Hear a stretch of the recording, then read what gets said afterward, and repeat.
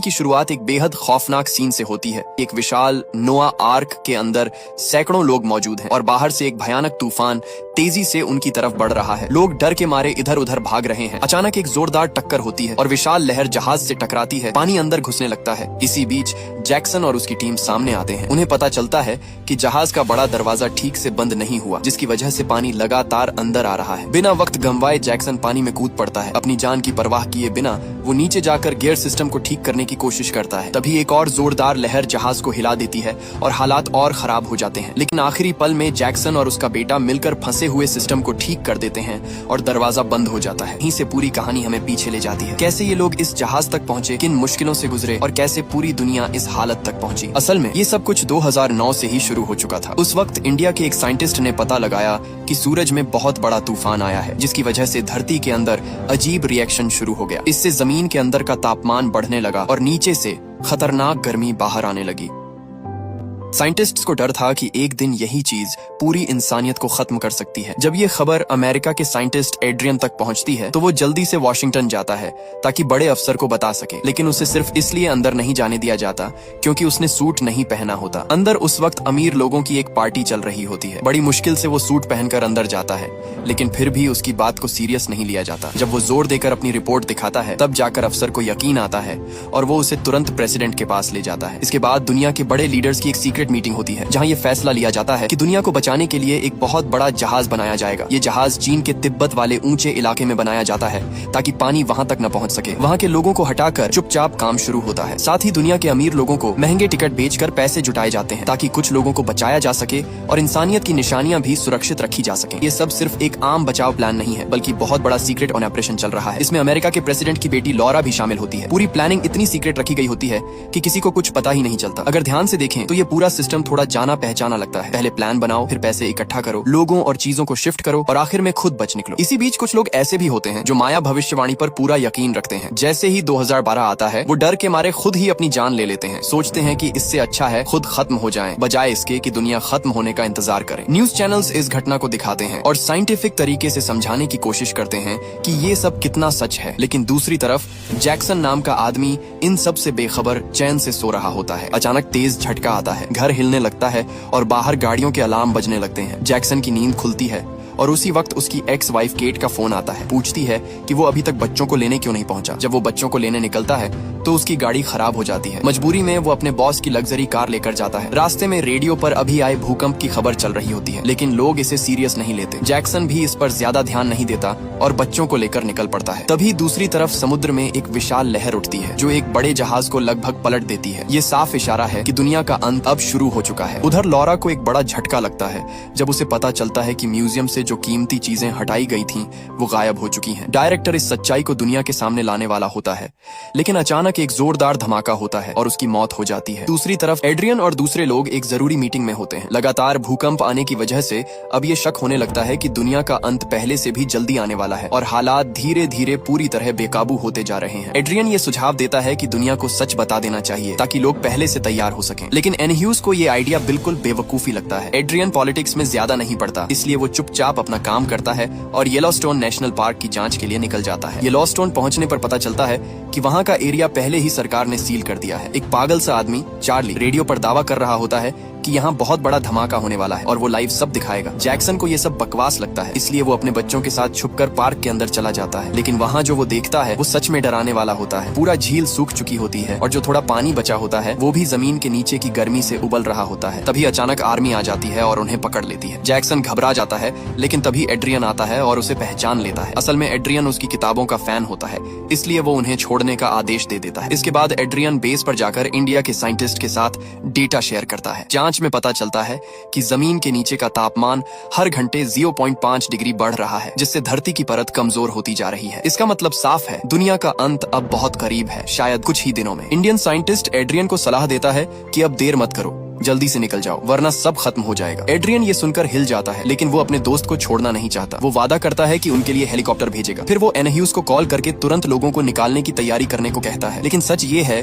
कि ये बचाव मिशन सिर्फ खास लोगों के लिए है, आम इंसान को तो इसमें शामिल होने का मौका भी नहीं मिलेगा। उधर जैक्सन अपने बच्चों के साथ कैंपिंग कर रहा होता है जैसे सब नॉर्मल हो, लेकिन धीरे धीरे अजीब चीजें होने लगती हैं। सरकारी हेलीकॉप्टर बार बार उड़ते दिखते हैं। रात को जब बच्चे सो जाते हैं, जैक्सन लिखने बैठता है, तभी उसे चार्ली मिल जाता है जो लाइव स्ट्रीम कर रहा होता है। जैक्सन उससे पूछता है कि वो दुनिया के खत्म होने पर इतना यकीन क्यों करता है। चार्ली उसे एक वीडियो दिखाता है और समझाता है कि धरती के अंदर बढ़ती गर्मी ही भूकंप, ज्वालामुखी और सुनामी का कारण बनेगी। जैक्सन अभी भी पूरी तरह यकीन नहीं करता, लेकिन चार्ली एक मौत की लिस्ट दिखाता है उन लोगों की जिन्होंने सच बताने की कोशिश की और मार दिए गए। ये देखकर माहौल और भी खौफनाक हो जाता है। चार्ली जैक्सन को एक नक्शा दिखाता है और बताता है कि सरकार असल में स्पेसशिप बना रही है ताकि कुछ लोगों को बचाया जा सके। ये सुनकर जैक्सन हंस पड़ता है और कहता है कि उसे अपनी सरकार पर बिल्कुल भरोसा नहीं, वो तो चांद पर जाने जैसी चीज भी फेंक बता देता है, तो अब ये सब कैसे सच होगा। लेकिन चार्ली जोर देकर कहता है कि सरकार सीक्रेट में टिकट बेच रही है और सिर्फ दुनिया के सबसे अमीर लोग ही इन्हें खरीद सकते हैं। वो जैक्सन को चेतावनी देता है कि अगर उसने जल्दी अपने परिवार को नहीं बचाया तो सब खत्म हो जाएंगे। इसी बीच शहर में अचानक जोरदार भूकंप आता है। जमीन में बड़ी बड़ी दरारें पड़ने लगती हैं,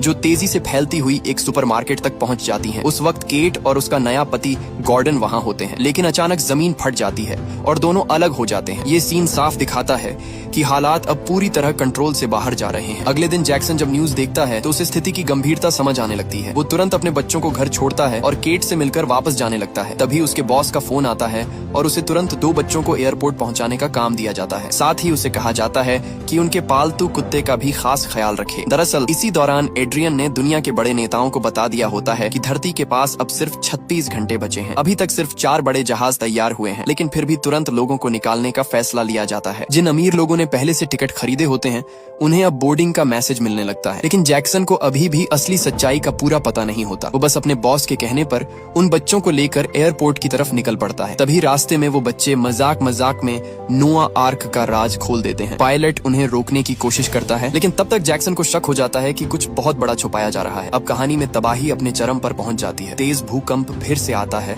और जमीन में बड़ी दरारें पड़ने लगती हैं। जैक्सन को आखिर समझ आ जाता है कि अब भागना ही पड़ेगा। वो तुरंत एक छोटा सा प्लेन ढूंढता है और पायलट को अपनी घड़ी देकर मना लेता है कि थोड़ा इंतजार करे। फिर वो अपनी एक्स वाइफ केट को कॉल करता है और कहता है कि बच्चों को लेकर तुरंत निकलो। जैक्सन समय पर पहुंच जाता है और सबको जल्दी जल्दी गाड़ी में बैठाकर निकलने को कहता है। पूरा कैलिफोर्निया तबाही में डूब जाता है। इमारतें गिरने लगती हैं, जमीन फट रही होती है, हर तरफ अफरा तफरी मच जाती है। गॉर्डन पहले जैक्सन को रास्ता बताने की कोशिश करता है, लेकिन जब खुद अपनी आंखों से सड़क टूटते देखता है तो चुप हो जाता है। हालात इतने खराब होते हैं कि आम लोगों को भागने का मौका भी नहीं मिल रहा। जैक्सन किसी तरह इस तबाही के बीच गाड़ी चलाते हुए अपने परिवार को लेकर एयरपोर्ट पहुंचता है, लेकिन वहां पहुंचकर पता चलता है कि जिस पायलट ने उसका इंतजार करना था वो मर चुका है। अब सबसे बड़ी समस्या ये होती है कि प्लेन उड़ाए कौन, क्योंकि जैक्सन को उड़ाना नहीं आता। तभी केट को याद आता है कि गॉर्डन ने कभी फ्लाइंग की ट्रेनिंग ली थी, भले ही प्रोफेशनल नहीं है, लेकिन और कोई ऑप्शन नहीं होता। मजबूरी में गॉर्डन को प्लेन उड़ाने के लिए बैठा दिया जाता है। जैसे ही प्लेन उड़ने लगता है, सबकी नजर खिड़की के बाहर जाती है। पूरी धरती टूटती हुई नजर आ रही होती है, जैसे अब सच में दुनिया खत्म होने वाली हो। थोड़ा सुरक्षित होने के बाद केट पूछती है कि जैक्सन को ये सब पहले कैसे पता चला। वो बताता है कि एक चार्ली नाम के आदमी ने उसे चेतावनी दी थी और अब अगर बचना है तो उसी के पास जाना होगा, क्योंकि उसके पास नोआ आर्क का नक्शा है। केट को ये सब पागलपन लगता है, लेकिन गॉर्डन उन्हें बाहर देखने को कहता है। पूरी जमीन जिस पर शहर खड़े थे धीरे धीरे समुद्र में डूब रही होती है। अब साफ हो जाता है कि माया की भविष्यवाणी सच हो चुकी है। इसी बीच एक जहाज जो समुद्र में था वो बच जाता है और उसमें बैठे लोग अभी भी गाने बजाने में लगे होते हैं। उसी जहाज पर एड्रियन का पिता भी होता है। जब उसे बेटे का फोन आता है और वो सच जानता है तो उसके पैरों तले जमीन खिसक जाती है। उसे ये भी पता चलता है कि उसके लिए कोई जगह नहीं रखी गई। वो आखिरी बार बेटे से बात करता है, एक ड्रिंक लेता है और आने वाली सुबह को अलविदा कह देता है। इधर जैक्सन अपने परिवार के साथ वापस उस जगह पहुंचता है जहां चार्ली था। वो गॉर्डन को कहता है कि प्लेन में फ्यूल भरो और खुद अपनी बेटी के साथ चार्ली को ढूंढने निकल पड़ता है। चार्ली एक पहाड़ी पर खड़ा होकर अभी भी लाइव कर रहा होता है। जैक्सन उससे नक्शा मांगता है, लेकिन चार्ली कहता है कि आम लोग वहां तक पहुंच ही नहीं सकते। जैक्सन उसे मनाने की कोशिश करता है, यहाँ तक कि प्लेन में सीट देने का भी ऑफर करता है, लेकिन चार्ली मना कर देता है। वो आखिरी पल तक सब कुछ लाइव दिखाना चाहता है। आखिर में चार्ली बता देता है कि नक्शा उसकी वैन कैंपर में है। तभी अचानक जोरदार धमाके शुरू हो जाते हैं। पूरा इलाका हिलने लगता है। जैक्सन अपनी बेटी को लेकर तुरंत भागता है और वापस प्लेन की तरफ दौड़ता है। उधर चार्ली अपनी लाइव स्ट्रीम जारी रखता है। उसके सामने जमीन से आग के बड़े बड़े फव्वारे निकलते हैं और एक विशाल मशरूम क्लाउड आसमान में उठता है। जोरदार धमाके से वो दूर जा गिरता है, लेकिन फिर उठकर आखिरी बार कैमरे के सामने खड़ा होता है और उसी के साथ उसकी कहानी खत्म हो जाती है। जैक्सन अपनी फैमिली के साथ भाग रहा होता है और आसमान से गिरते आग के गोले उसके चारों तरफ गिर रहे होते हैं, जैसे उसे ही टारगेट कर रहे हों। एक धमाका उसकी गाड़ी के पीछे लगता है, लेकिन वो फिर भी किसी तरह कंट्रोल में रहती है। वो तेजी से टूटी हुई जमीन पार करके वापस प्लेन के पास पहुंच जाता है। जैसे ही गाड़ी रुकती है, केट तुरंत बेटी को पकड़ लेती है, लेकिन जैक्सन की तरफ ध्यान भी नहीं देती। जैक्सन जल्दी से वैन में जाकर नक्शा ढूंढता है। जैसे ही उसे नक्शा मिलता है, गाड़ी नीचे धंसने लगती है। गॉर्डन घबरा जाता है और उड़ने की सोचता है, लेकिन बच्चे जिद करते हैं कि वो अपने असली पिता को छोड़कर नहीं जाएंगे। तभी जैक्सन किसी तरह बाहर निकल आता है, एक हाथ में नक्शा और दूसरे में उम्मीद लेकर वो भागते हुए प्लेन तक पहुंचता है। आखिरी पल में सब लोग प्लेन में बैठते हैं और उड़ान भर लेते हैं। पीछे जोरदार धमाके होते रहते हैं। अब प्लेन में बैठकर जब वो नक्शा खोलते हैं तो उन पर सच्चाई साफ हो जाती है। उनकी मंजिल चीन है। जैक्सन समझ जाता है कि चार्ली ने क्यों कहा था कि वहाँ पहुँचना आसान नहीं होगा, क्योंकि उनके पास वीजा भी नहीं है। लेकिन फिर भी वो सोचता है कि अगर बड़ा प्लेन मिल जाए तो शायद वो वहाँ पहुँच सकते हैं। दूसरी तरफ एड्रियन अपने पिता को बचाने के लिए एक और टिकट मांगता है, लेकिन एनाह्यूज साफ मना कर देता है। वो कहता है कि उसने शुरुआत से ही अपने परिवार को बचाने का प्लान नहीं बनाया, क्योंकि उसके हिसाब से बूढ़े लोगों को बचाने में समय बर्बाद होगा। वो ये भी बताता है कि दुनिया में पहले ही दंगे शुरू हो चुके हैं, लोग सड़कों पर उतर आए हैं और अगर अभी सच बता दिया गया तो हालात और खराब हो जाएंगे। इसलिए वो आखिरी वक्त तक सब कुछ छुपा कर रखना चाहता है। एड्रियन ये सब सुनकर टूट जाता है और उससे बहस करता है, लेकिन तभी खबर आती है कि तबाही बहुत तेजी से फैल रही है और कुछ ही घंटों में वॉशिंगटन तक पहुंच जाएगी। इसका मतलब है कि सरकार का झूठ ज्यादा देर तक नहीं टिकेगा। प्रेसिडेंट को जब ये बताया जाता है तो वो अचानक फैसला करता है कि अब सच बताना चाहिए। वो अपनी बेटी को एड्रियन के हवाले करता है और खुद लोगों को सच्चाई बताने का सोचता है। इधर आम लोग पहले ही तबाही में फंसे हुए हैं। एयरपोर्ट्स बंद हो चुके हैं, फ्लाइट्स रोक दी गई हैं और हजारों लोग वहीं फंसे हुए हैं। हालात पूरी तरह कंट्रोल से बाहर जा चुके हैं और अब हर सेकंड मायने रखता है। सिर्फ सरकार के पास ही ऐसे जहाज और प्लेन हैं जो उड़ने के लिए तैयार खड़े हैं। आखिरी में एड्रियन भी प्लेन में चढ़ता है और बताता है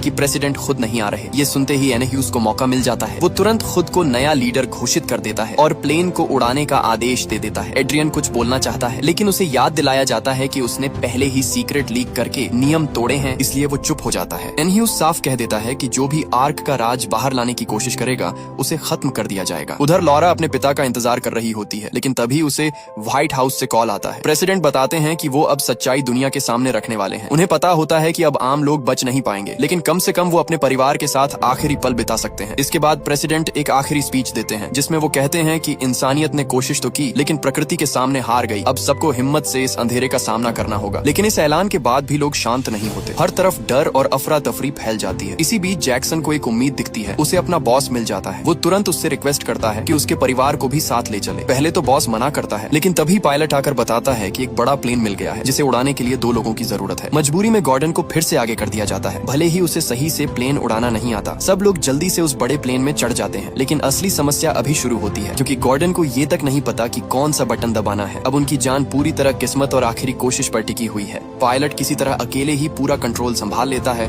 और सबको गाइड करते हुए प्लेन को हवा में ले जाता है। प्लेन मुश्किल हालात में उड़ते हुए चीन की तरफ बढ़ता है। उधर चीन में अभी माहौल शांत होता है। तिब्बत के एक मंदिर में गुरु एक युवा भिक्षु को समझा रहे होते हैं कि हर हाल में मन को शांत रखना चाहिए, लेकिन वो भिक्षु परेशान होता है, क्योंकि उसके भाई ने पहले ही उसे नोआ आर्क की खबर दे दी होती है और भागने को कहा होता है। आखिरकार गुरु उसे घर जाकर अपने परिवार को बचाने की इजाजत दे देते हैं, लेकिन जब वो अपने दादा दादी को लेने जाता है तो वो मना कर देते हैं। अपनी जमीन छोड़ना उन्हें मंजूर नहीं होता। इधर जैक्सन और उसकी फैमिली प्लेन में सफर कर रहे होते हैं, लेकिन एक बड़ी समस्या सामने आती है। उनके पास आर्क का टिकट नहीं है और बिना टिकट वहाँ पहुँचकर भी बचना मुश्किल है। उसका बॉस साफ कह देता है कि ये टिकट बहुत महंगे हैं और वो मदद नहीं करेगा। तभी पायलट बताता है कि फ्यूल कम है और उन्हें हवाई में उतरना पड़ेगा। लेकिन जब वो वहाँ पहुँचते हैं तो देखते हैं कि पूरा इलाका तबाह हो चुका है। ज्वालामुखी फट चुके हैं, लावा हर तरफ फैल चुका है और पूरा समुद्र लाल हो गया है। अब उनके पास कोई रास्ता नहीं बचता, इसलिए वो चीन की तरफ ही उड़ते रहते हैं, चाहे क्रैश लैंडिंग ही क्यों न करनी पड़े। दूसरी तरफ दुनिया भर में तबाही फैल चुकी होती है। जापान, वॉशिंगटन, हर जगह भूकंप और सुनामी सब कुछ खत्म कर रहे होते हैं। बड़े बड़े लैंडमार्क गिर जाते हैं और समुद्र की विशाल लहरें शहरों को निगल जाती हैं। एड्रियन बताता है कि कुछ ही घंटों में ये लहरें तिब्बत तक पहुंच जाएंगी और धरती का नक्शा ही बदल जाएगा। आखिरकार जैक्सन का प्लेन आखिरी वक्त में तिब्बत में लैंड कर जाता है, लेकिन अब उसमें पावर नहीं बचती। पायलट दूसरों को गाड़ी में बैठकर भागने को कहता है और खुद पीछे पीछे रुक जाता है ताकि सही समय पर दरवाजा खोल सके। सब लोग जल्दी से गाड़ी में बैठते हैं, लेकिन जैसे ही उसे स्टार्ट करने की कोशिश करते हैं वो चालू ही नहीं होती। इस आखिरी पल में भी किस्मत उनका इम्तिहान ले रही है। हालात पूरी तरह बेकाबू हो जाते हैं। जैसे ही सब लोग प्लेन से बाहर निकलते हैं, प्लेन कुछ सेकंड के लिए रुकता है और फिर सीधा नीचे गिरकर क्रैश हो जाता है। पायलट भी उसी के साथ मारा जाता है। तभी चीन की मिलिट्री ट्रांसपोर्ट फ्लाइट आती है। लोग मदद मांगते हैं, लेकिन उनसे टिकट मांगा जाता है। जैक्सन का बॉस तुरंत टिकट दिखाकर अपने परिवार के साथ चढ़ जाता है, लेकिन उसकी गर्लफ्रेंड को अंदर नहीं जाने दिया जाता क्योंकि उसके लिए टिकट नहीं होता। ये सीन साफ दिखाता है कि उस वक्त भी अमीर और गरीब में कितना फर्क है। इसी बीच एक और झटका लगता है। तीसरा आर्क खराब हो जाता है और उसमें लोग नहीं चढ़ सकते। मतलब जिन्होंने पैसे देकर टिकट खरीदे थे उनका भी बचना अब पक्का नहीं है। उधर एड्रियन को पता चलता है कि इंडियन साइंटिस्ट को बचाने के लिए कोई हेल्प भेजी ही नहीं गई और वो वहीं मौत का सामना कर रहा है। अब समय बहुत कम बचता है, करीब 28 मिनट। एन ह्यूज तुरंत मीटिंग बुलाता है और फैसला करता है कि आर्क को जल्दी चालू किया जाए, चाहे कुछ लोग पीछे ही क्यों न रह जाएं। दूसरी तरफ जैक्सन अपनी फैमिली के साथ किसी तरह एक भिक्षु की मदद से आर्क की जगह तक पहुंच जाता है, लेकिन गेट पर उन्हें रोक दिया जाता है क्योंकि उनके पास टिकट नहीं होता। केट लोगों से विनती करती है और आखिरकार गार्ड मान जाता है और उन्हें अंदर जाने देता है। उधर जैक्सन का बॉस भी गार्ड को मारकर जबरदस्ती अंदर घुसने की कोशिश करता है। अब सिर्फ 17 मिनट बचे होते हैं और हर कोई अंदर जाने के लिए भाग रहा होता है। तभी एड्रियन सबके सामने खड़ा होकर कहता है कि अगर इंसानियत बचानी है तो सिर्फ अमीरों को नहीं बल्कि सबको मौका देना होगा। उसकी बात लोगों को छू जाती है और आखिरकार गेट खोलने का फैसला लिया जाता है। लेकिन जैसे ही गेट खुलता है एक हादसा हो जाता है। मशीन में फंसकर कुछ लोग नीचे गिर जाते हैं। गॉर्डन भी उसमें फंस जाता है। आखिरी वक्त में जैक्सन उसे बचाने की कोशिश करता है। किसी तरह गॉर्डन बच जाता है, लेकिन गेट बंद होने लगता है। एक औजार गियर में फंस जाता है और गेट रुक जाता है, जिससे बाकी लोग भी अंदर आ पाते हैं। इसी दौरान एक विशाल सुनामी पहाड़ों को पार करते हुए आर्क की तरफ बढ़ती है। मंदिर का गुरु आखिरी बार घंटी बजाता है और वहीं खत्म हो जाता है। आखिरी पल में जैक्सन का बॉस अपने बेटे को आर्क पर चढ़ा देता है और फिर सब कुछ उस विनाशकारी लहर के सामने खड़ा होता है। अब फैसला बस कुछ सेकंड दूर है, कौन बचेगा और कौन नहीं। इतनी कोशिशों के बाद भी हीरो की टीम से एक बड़ी गलती हो जाती है। दरवाजा ठीक से बंद नहीं होता और पूरी आर्क खतरे में पड़ जाती है। एड्रियन जब सिस्टम चेक करता है तो उसे जैक्सन दिखता है और वो उनकी हिम्मत देखकर मदद करने का फैसला करता है। उधर विशाल लहरें तेजी से आर्क की तरफ बढ़ रही होती हैं। पहला टक्कर आर्क संभाल लेती है, लेकिन खुले दरवाजे से पानी अंदर घुसने लगता है, जिससे हालत और खराब हो जाती है। अब एड्रियन खुद रिस्क लेकर पीछे जाता है और जैक्सन को बताता है कि अगर दरवाजा ठीक नहीं हुआ तो पूरी आर्क पहाड़ से टकराकर खत्म हो जाएगी। अपने परिवार को बचाने के लिए जैक्सन बिना सोचे पानी में कूद जाता है। वो नीचे जाकर फंसे हुए गियर को ढूंढता है